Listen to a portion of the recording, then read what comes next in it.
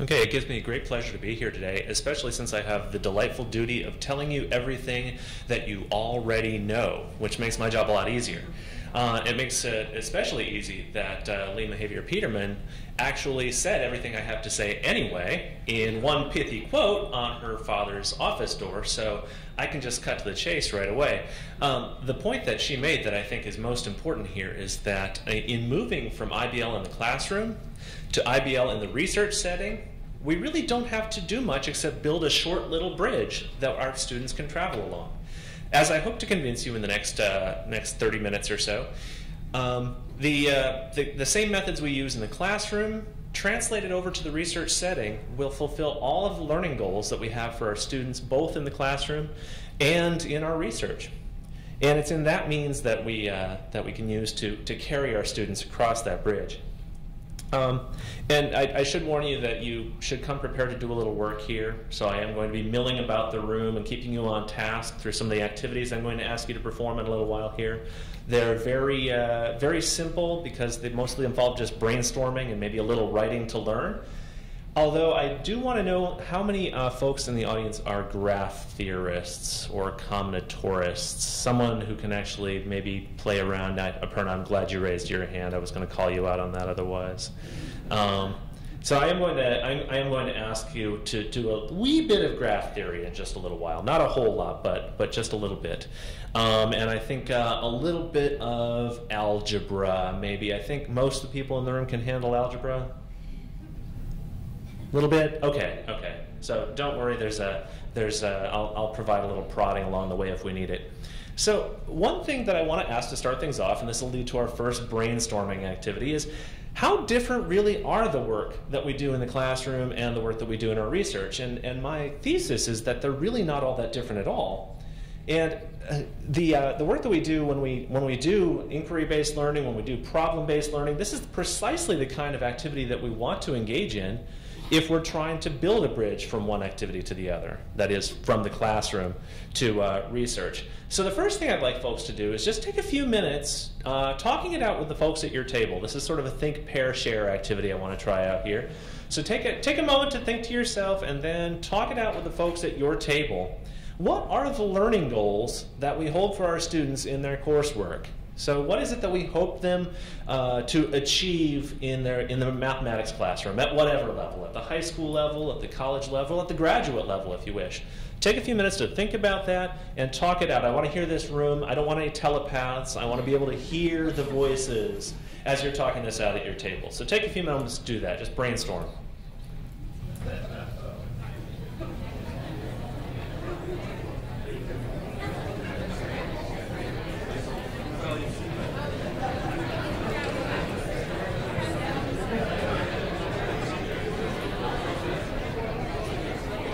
Take a moment, once you've had a chance to discuss amongst yourselves a little bit, take a moment to jot down some of the responses you've come up with at your table.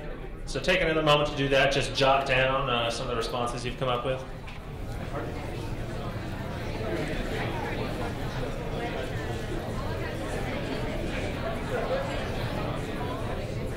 Okay.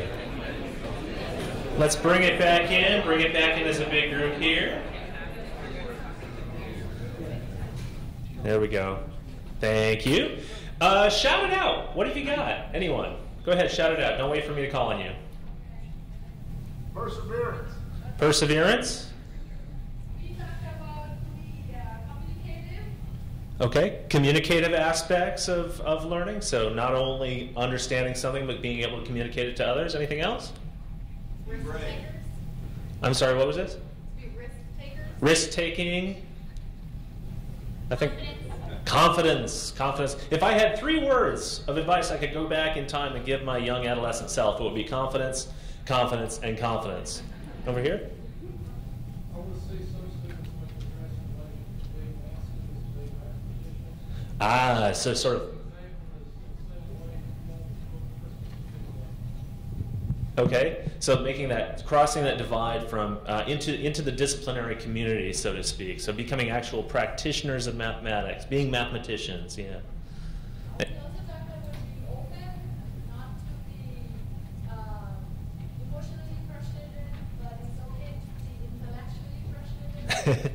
It's okay to be intellectually frustrated. So it's okay perhaps to make mistakes. That doesn't signal that you're not an intelligent person if you make mistakes. Maybe one or two more. Learn they're not done when they get the answer. You're not done when you get the answer. To push yourself a little further. Maybe ask further questions. One more. Learn to do, present, and write proofs, and I heard something about curiosity down here, so I have two more. We fit that in. Some of these same, I came up with my own list, perhaps a little tendentious list here. I didn't want to lead people by putting my own answers up here first. But some of the things, some of these already came out. Communication skills, sense of authority, a sense of membership in the mathematical community, facility in critical thinking and questioning. Someone said push it past the answer, ask questions afterward. A sense of responsibility in your own learning. Now this is certainly not an exhaustive list, as our conversation now just demonstrated. For this to be an exhaustive list, I would have had 10 or 20 slides to just go through and list all of the many things that we want our students to do. Now, the second brainstorm activity is to kind of follow on with this one, and it's kind of the reason I think we're all here in this room. We all know something about this. So, aha, IBL walks in the door, and we say, how is it that IBL works to help our students fulfill these outcomes? So just a couple more minutes here. Perhaps not quite as long a conversation, but what is it in particular about the inquiry-based learning, problem-based learning, the Moore method, if you want to get more specific, what is it about IBL that helps us meet those student learning outcomes? So again, have a brief conversation with the folks that you're sitting with, reflecting back on what you just said in the previous brainstorm.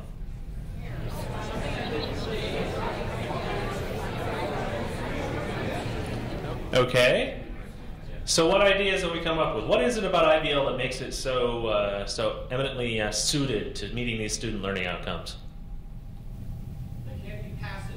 They can't be passive. They're right there, front and center. They can't blame the teacher. Thankfully, they can't blame the teacher.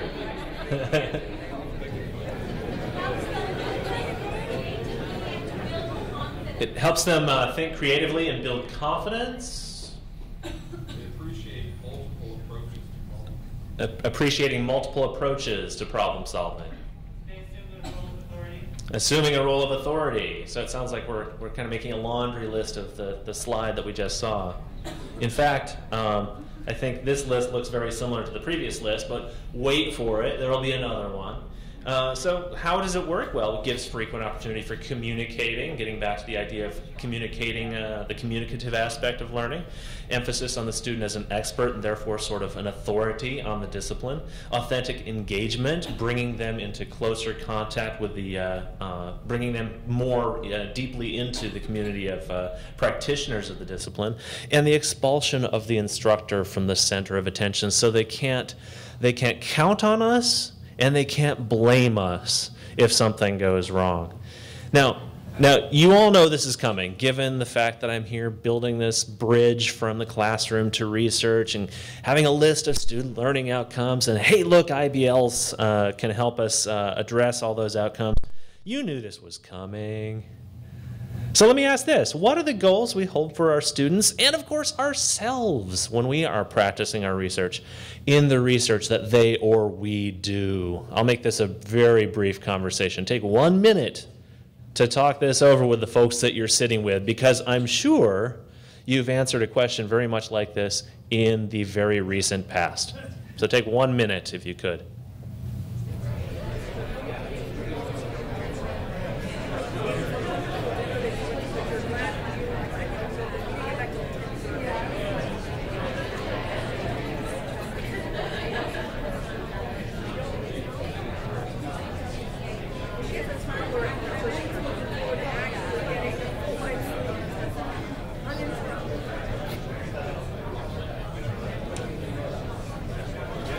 All right.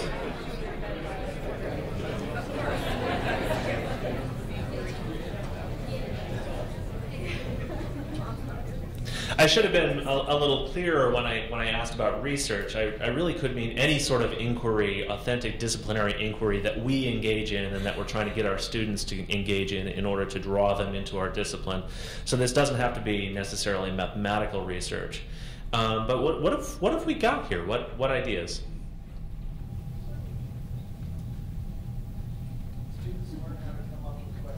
Learning how to come up with questions, learning to ask questions rather than simply answer them. Learning to self-assess the validity of their answers. Learning to assess the validity of their own answers, self-assessment. Bells. It's fun. It's fun. Yeah, it's exciting. We wouldn't do it otherwise. Anything else? Experiment.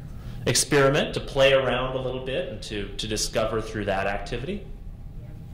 Learning to treat time more gently. Treat time more gently? Yeah. It's not a horse race in the classroom. It's also not a horse race in our research. Sure. It's not a horse race, neither in the classroom nor in the research. And I think Lee was making that point excellently in her presentation as well.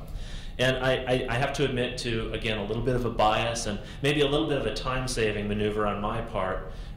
This slide looks remarkably like a slide two previously, but I think many of the same, and it came up a little bit in some of the points we just made now, many of the same learning outcomes we hold for ourselves and for our students when engaging in research are exactly the same ones that we hold for them in the classroom.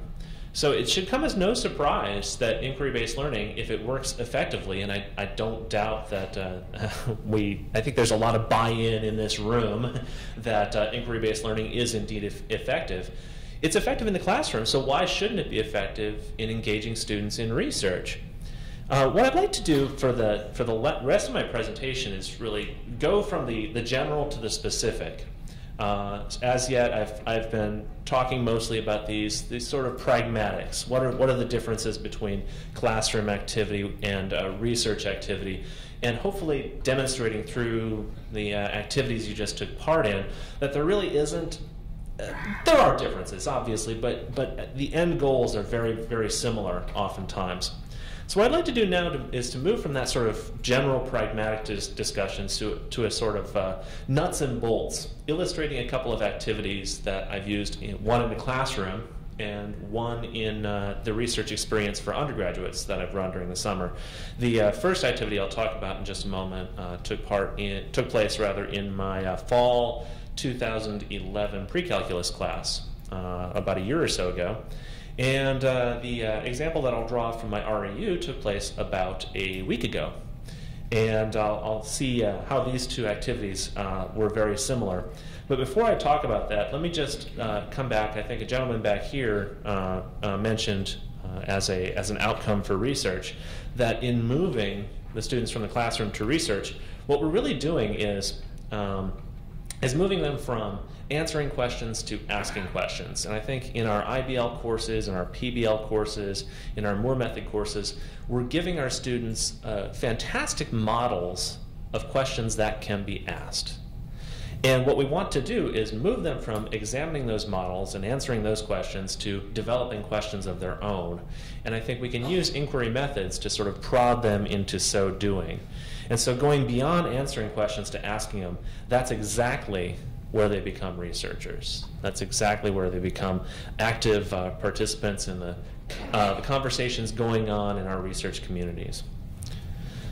So the first example, and this is where I asked if everyone's got at least a little bit of a handle on algebra. I'm going to ask you the same question that I asked my pre-calculus students as a near the end of course project in the fall 2011 semester. They were begging me for an interesting problem that was somewhat realistic. It wasn't all prettified like you'd find in a textbook. They wanted something that they could collaborate on and get to meet other people in the class that they hadn't yet met. And so I said, okay, well, I'll try to put this together and ask you to build a birdhouse with the following constraints. And they actually did have to go and build a birdhouse. They could make it out of whatever materials they wanted to. It was near the holiday season when they completed this project, very close to the end of the semester. And so one of them actually made a gingerbread birdhouse once they had designed it most effectively.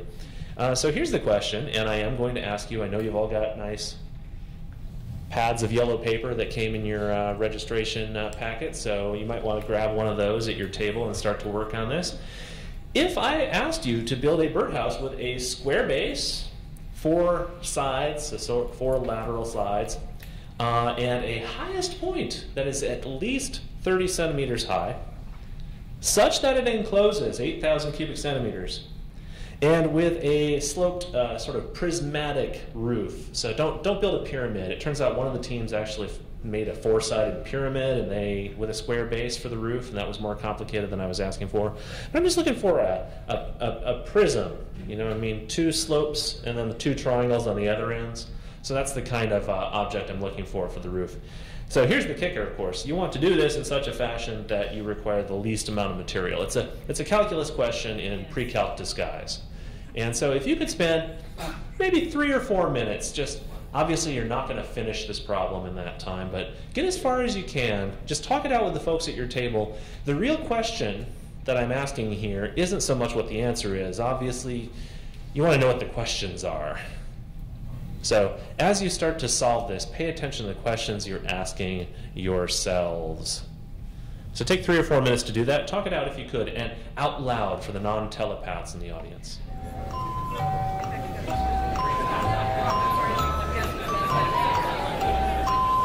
So the base is square. It's a square base. Yeah, right. So I've got a great. So it's.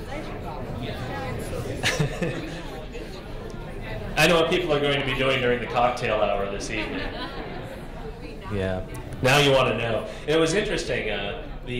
Most of the student teams, I think there were, between the two sections of the class, I had maybe about 15 different teams of students working on this, and all but 2 or 3 of them came up with the same answer. They wanted to know, is that the right answer? Is that the right? I don't know. Is that the right? Do all your birdhouses look the same? They're like, yeah, they all look the same. So it's kind of like the triangles adding up to 180 degrees. I mean, do you know that that's the right answer? Well, these students were a little older, maybe a little more mature about being able to check their solutions, but they didn't know that was the right answer. But it's a pretty good sign when 13 other teams have the same shape that you do.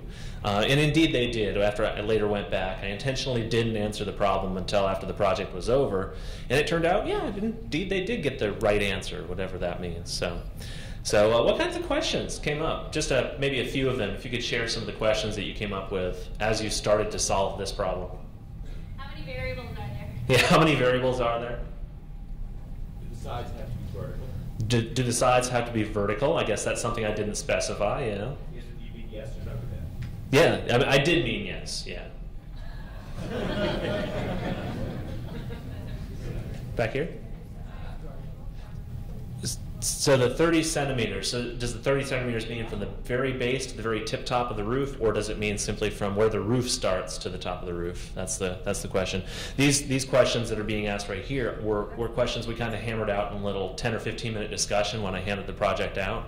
And so they started off with some of the same questions that we did. They wanted to clarify exactly what the shape was.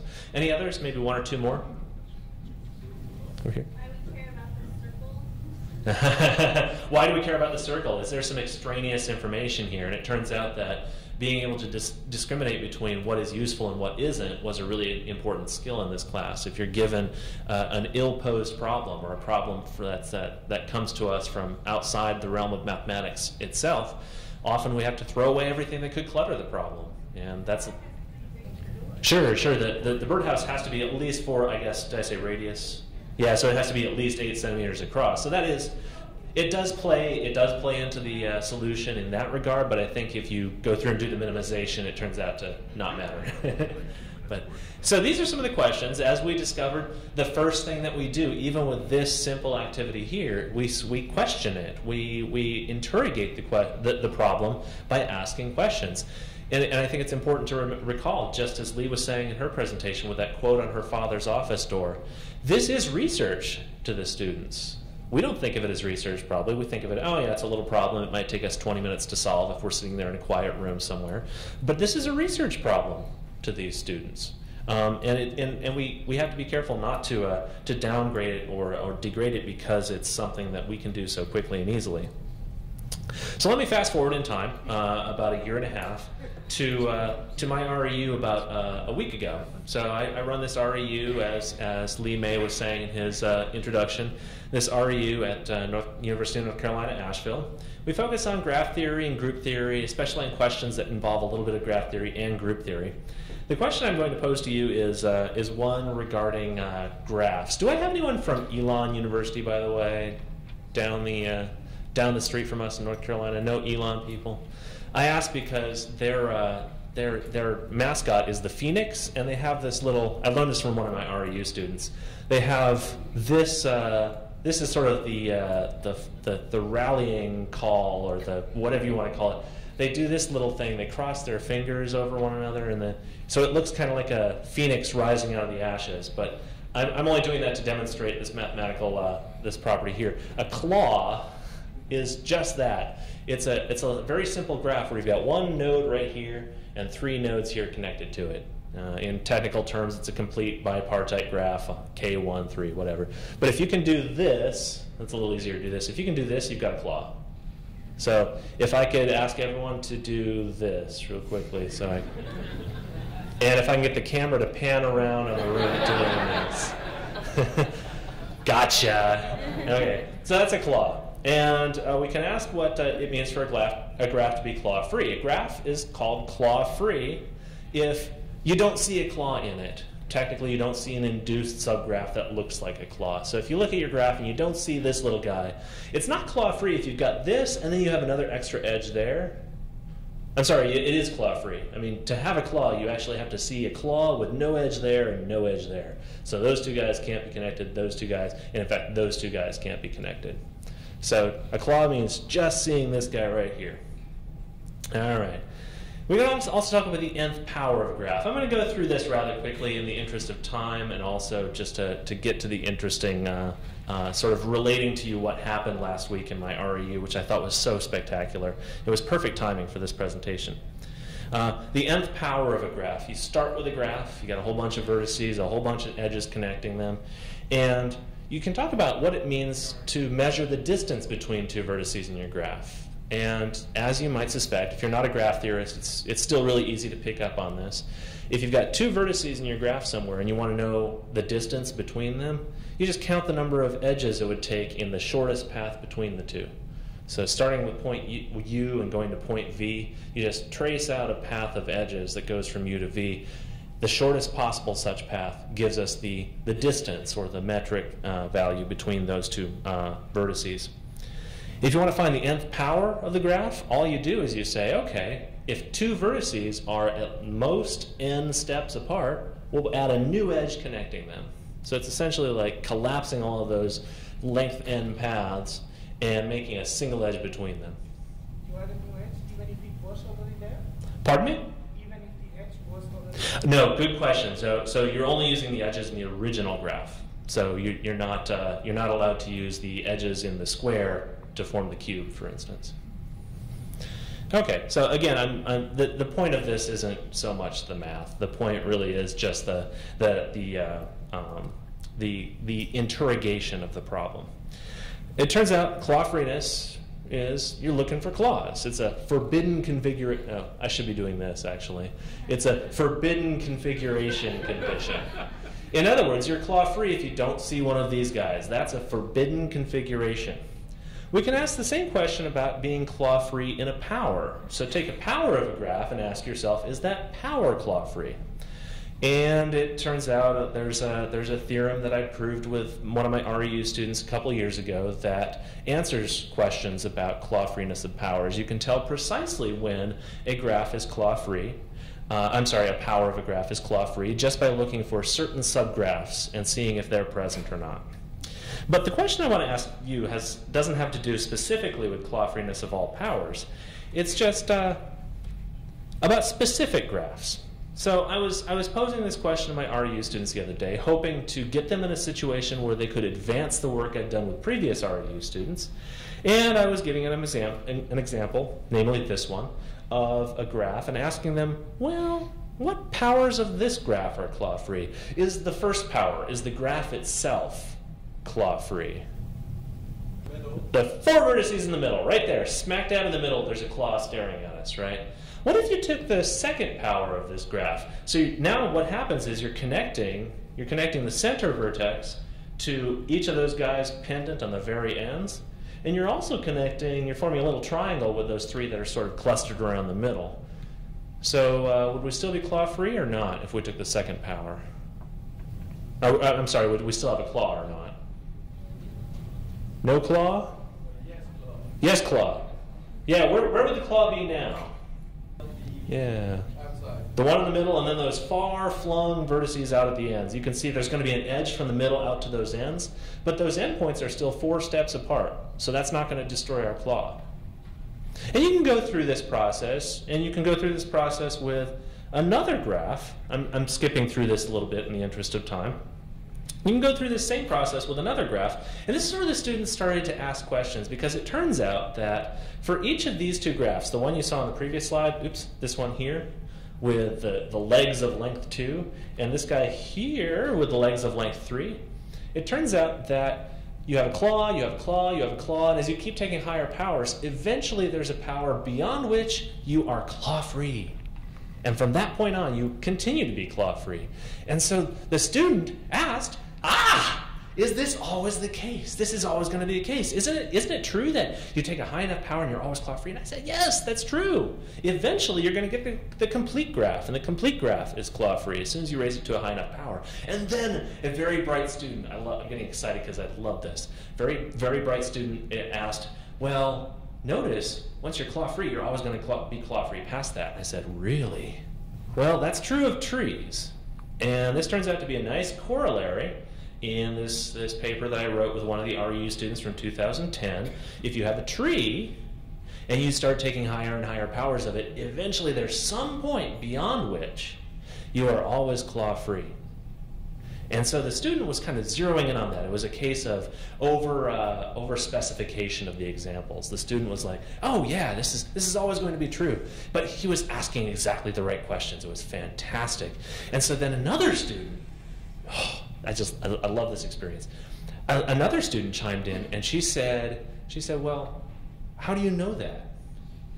You know, maybe we just didn't see enough examples. Maybe, could it be the case that there is a graph out there where you have a claw, then you don't, and then you have a claw again as you keep taking higher and higher powers? So that was exactly the right question I wanted her to ask. But you can see what's happening is by looking at these examples, looking at the previous work that earlier students had done, she had reached the point where she was able to ask questions and interrogate further in order to push her knowledge ahead.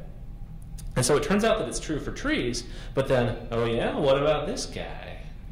And this is the simplest example that Nicole, Jin, and I, this is the student listed in the paper here, or on the theorem, Nicole and I came up with this example. This is the smallest example that we're aware of, and I think it is the smallest example that exists, of a graph for which, and if I had a little more time, I'd ask you to sit down and actually work this out. But this is the smallest example in which it's not the case that you are clawed, you have a claw, and then all of a sudden you're claw-free for eternity. No, this is a graph where if you notice those numbers, g to the n is claw-free if and only if n is 2 or n is greater than or equal to 4. So there are a couple of numbers that don't fit in there. What natural numbers are missing from that set? 3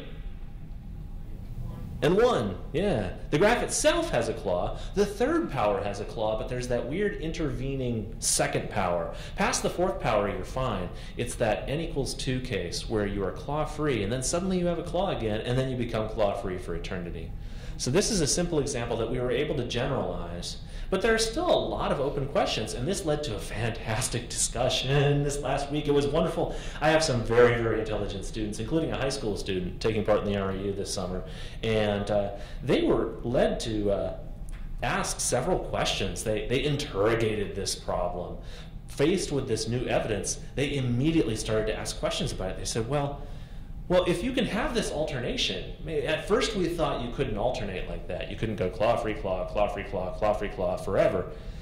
At first they thought you couldn't get away with that. And then I gave them an example, and then immediately they started interrogating that and saying, well, maybe that's the worst case. Maybe you can only alternate that once, and past that you can't do that. Or maybe if you alternate, it can only be for one graph, right? You can be clawed, and then claw-free, and then clawed again, but there's only one more power that can be clawed right there. Well, I said, how do you know that? Maybe we'd have to prove that. And then finally, they asked, well, what's so nice about trees?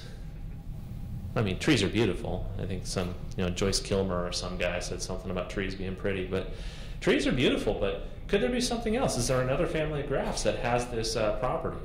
So all of these questions that started bubbling up to the surface, this is where I really felt excited because they thought I was insane because I was getting visibly worked up hearing them ask these questions. But this is the point where I realized this is a room of researchers. This is a room of mathematicians. And I said to them, you are no longer math students. You are mathematicians in this room. You are asking exactly the right kinds of questions. This is fantastic. It was one of the happiest moments that I've had in 6 years of the REU when they finally caught on. They caught on. They got what it was to be mathematicians. But it really wasn't anything different than what they had seen in some of the classes they had taken before. I have students who have some experience with more method classes. And they indicated, yeah, this is kind of the same experience I had in those classes, this idea of questioning and interrogating. And I think leading them to become researchers was much easier because they had that experience. I want to close with a passage that I was reading on the plane on the way here, rereading one of my favorite volumes. If you haven't read Rainer Maria Rilke's Letters to a Young Poet, it's full of just absolutely wonderful wisdom about life and love and poetry and all things beautiful.